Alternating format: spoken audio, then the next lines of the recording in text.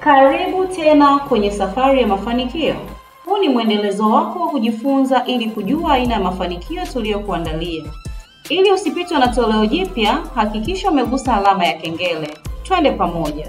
Biashara ni nini? Biashara ni kuuza na kununua bidhaa au huduma kwa faida.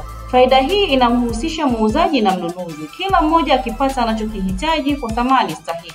Biashara ya mtandao ni nini? Ni mfumo wa biashara unaokuunganisha na wateja pamoja na wafanyabiashara wapya kwenye huduma unayoitoa. Mfumo huu unakupa faida ya mauzo yako binafsi na pia faida ya mauzo ya wafanyabiashara wengine waliojiunga kupitia wewe. Hii yote hufanyika bila kuathiri faida wala mauzo ya wafanyabiashara hao. Katika mfumo huu, kila mfanyabiashara ana jukumu sawa: kuuza bidhaa au huduma kwa wateja wake na kupata faida. Faida za mfumo huu ni nyingi. Kwanza, unahitaji mtaji mdogo kuanza. Pili, unajihusisha na mauzo yako binafsi tu. Tatu, unatafuta na kumiliki wateja wako.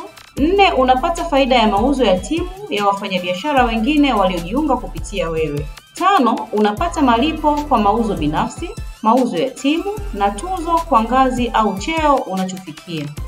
6, unapata elimu ya uongozi na biashara kutoka kwa viongozi na walimu waliokwisha fanikiwa.